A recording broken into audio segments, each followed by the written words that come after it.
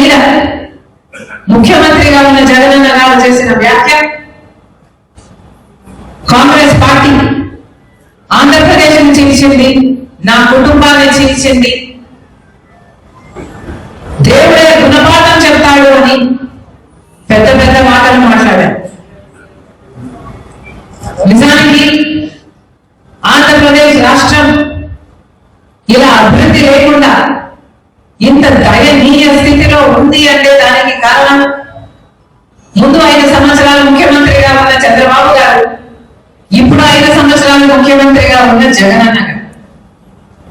ఈరోజు రాజశేఖర రెడ్డి గారి కుటుంబం చీలింది అంటే అది చేతులా చేసుకున్నది జగనన్న గారు.